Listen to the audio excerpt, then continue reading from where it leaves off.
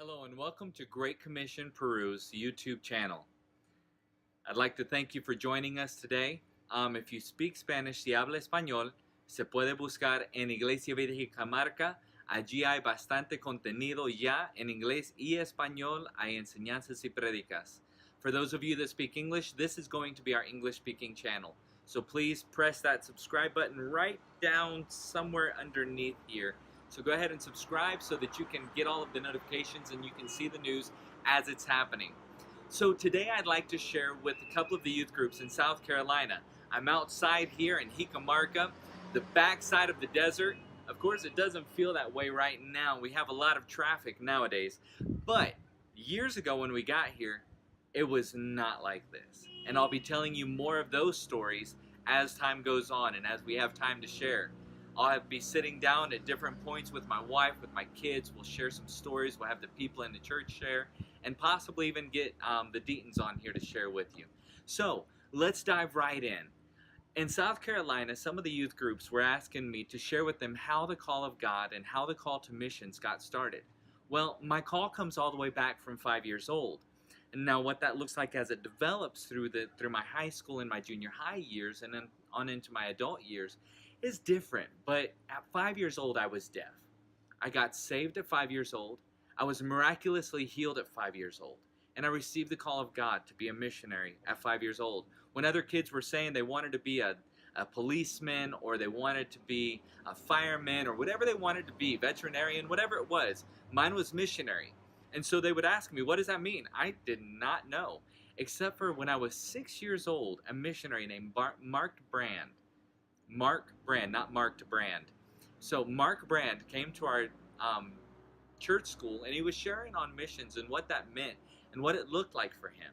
And so our church and our church school took up an offering to help buy a washer for him. I still remember that conversation. He sat down with me at the altar at our church and shared with me about what it meant to be a missionary. And from that point on, I was sold on it. I knew that God had called me to be a missionary. I was excited, so I started throughout my junior high years. I studied on Australia. You know, I had to watch like 1,000 times. I think I watched Rescuers Down Under just to get a feel for Australia, and I'd read anything I could. I had books and pictures on Australia, so I just fed myself on missions in Australia. I read books by Praying Hyde. I read Corrie ten Boom's books. I read China Cry. I read all of these different missionary books, David Livingstone, David Moffat. I was diving into missions. And so I just fed that passion and that hunger. I wanted to be in ministry and I wanted to be a missionary. So what did that look like? So at 18 years old, I had the opportunity to go to Haiti. To all of the missionaries that serve in Haiti, you guys are doing an awesome and magnificent job. And God has truly given you a grace for that. For me, God took me here. God brought me here to Peru at the age of 20. And how we did that, I'll share in another video. I got here to Peru with B.H. Clendenin and the School of Christ. When we arrived during this 8-day period that I was here in Peru, I felt the Lord tell me one morning that I was going to be returning within 6 months. And I was like, how in the world is that going to happen? I don't know anybody here. I don't know any pastors. I'm not connected to any denomination. I don't know of any way to get back here. I don't have the finances. There was all of these buts and all of these excuses and all of these reasons why it couldn't happen. And then the next afternoon, I get a phone call from some lady speaking in broken English. And she says that she'd like for me to come and teach English at their school. And I'm like, who in the world are you? And I said, well, when would you like for me to come back? And she said, I'd like for you to come back in 5.5 months.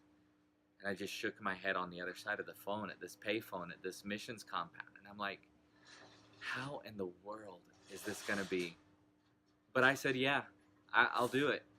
Because God said within 6 months, and she said 5.5, so this must be the door that God had opened. And truly it was. So I came back for an adventure of the lifetime. I'm still here in Jicamarca. I'm still here in Peru 18 years later, going on 19 now. So I've got some exciting stories to share, and we'll be sharing those stories, the call of God, and any questions that you have. You can inbox me at my personal Facebook, David R. Hodges. You can also write any comments that you want down below. You can ask any questions. So God bless you guys, and can't wait to see you. Oh, before I go, I'd like to take you outside and show you around real quick, just a little bit around here. That just as you can see, right behind me is Iglesia Vida. So I'm going to take you on a little tour very quickly. Don't want to share too much too quick or else you might not come back. So, let's do this. Oh.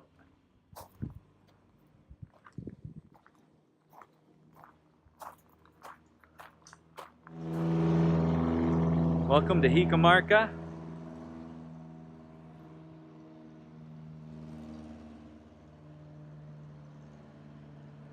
As you can see there in the middle of the screen, it says Iglesia Vida. We own that whole mountainside. And I'll go and shoot some videos from up at the top of the mountain some other day. Maybe even do a little interview up there. Now, this is our home over here to my right. I don't know if it's the right side or the left side of the screen. I'll learn. So over here, and that is the entrance.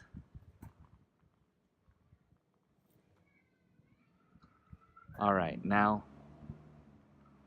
we're almost done here. I know there's nobody in here. There's not a whole lot of excitement going on right now. It is a Thursday, which is a very slow day except for in the evenings. We get full here. Make sure that you subscribe to our YouTube channels, Great Commission Peru and Iglesia Vida Jicamarca, so that you can see the different things that are going on. We'll do some live interviews and we'll show you some of our arts ministry, some of our fitness ministry, and we'll do some different things. So anyway, all right. Well, that was a little tour. Oh, I didn't tell you a whole lot about what this was, but over here, one of the most exciting things is the dry latrine. I won't be showing that on video on the inside. We have an aquaponics system over here behind the plants. You know, we're in a desert area, but too many plants in the way. Can't figure this one out. I'll tell you that story too. So we have our aquaponics there behind the bananas and the cactus. Yes, they grow together, bananas and cactus.